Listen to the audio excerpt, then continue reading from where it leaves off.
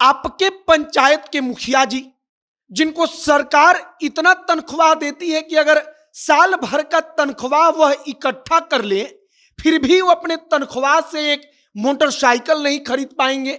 लेकिन अब आप सोचिए कि वही मुखिया जी मुखिया बनने के बाद स्कॉर्पियो से घूमते हैं, तो वो पैसा कहां से आता है? सबसे पहली बात कि मुखिया का तनख्वाह कितना है? आखिरकार बिहार की सरकार आपके मुखिया को प्रति महीना काम करने के लिए कितना रुपया सैलरी देती है, तनख्वाह देती है? आपके पंचायत के जो सरपंच हैं, आपके पंचायत के जो उप मुखिया हैं, उनको कितना रुपया तनख्वाह सरकार देती है? और तनख्वाह जब इतना कम है तो आखिरकार मुखिया के कमाई का जरिया क्या है? कहां से इतना रुपया आता है?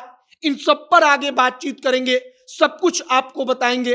बाकी नमस्कार, मेरा नाम है मोहित कुमार सिंह और आप जनता जंक्शन देख रहे हैं। अगर आप बीपीएससी या फिर बिहार एसआई की तैयारी कर रहे हैं और उस तैयारी को पक्की और पूरी करवाने के लिए अब स्ट्रीट लर्निंग आ चुका है, जहां आपको मिलेगा लाखों सवालों का जवाब, लाखों सवालों का टेस्ट सीरीज, जिसका जवाब जानकर या जिसको लगाकर आप एग्जाम क्लियर करने जाएंगे तो यह सब कुछ बेहद आसान हो जाएगा।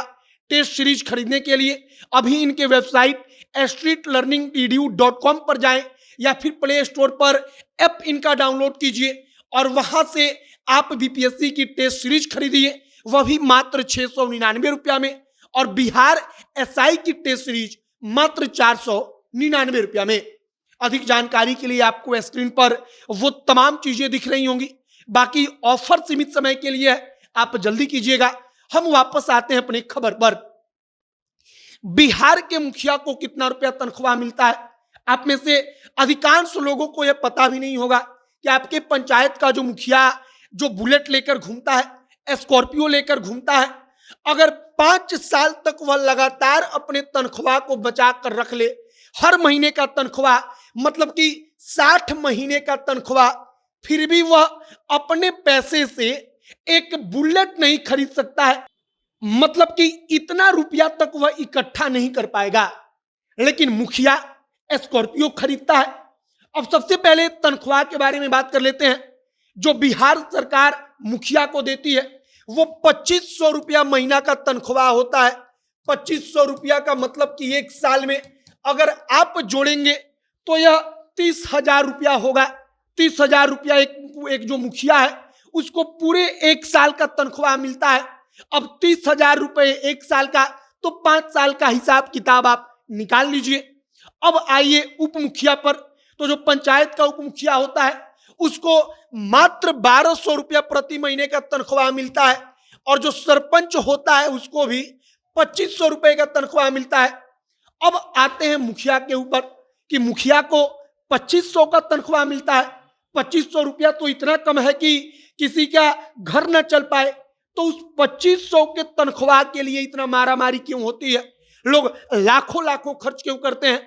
तो इसके पीछे की कहानी सुनिए। सबसे पहला मनरेगा आता है। मनरेगा का मतलब कि आपके यहाँ के गांव में जो रोजगार मुखिया लोगों को देता है, वो रोजगार जब दिया जाता है मनरेगा के जरिए तो उसमें घपला होता है। उस घपले की कहानी आपको पता होगी। अब दूसरा जो है आवास में घपला, मतलब कि जो जिसको हम लोग अभी भी इंदिरा आवास बोल देते हैं, प्रधानमंत्री आवास कहिए, मुख्यमंत्री आवास कहिए, उस योजना के अंतर्गत जो आवास मिलता है, उस आवास में मुखिया कितना कमीशन लेते हैं, अधिकारी कितना कमीशन लेता है, इन तमाम चीजों को आप जानते होंगे। दूसरा कमाई का जरिया यह है। अब तीसरा कमाई का जरिया क्या है? तो थाना जो होता है, स्थानीय थाना में मुखिया लोगों की दलाली बढ़ जाती है। अब चौथा, ब्लॉक में प्रभाव बढ़ता है, प्रखंड में प्रभाव बढ़ जाता है।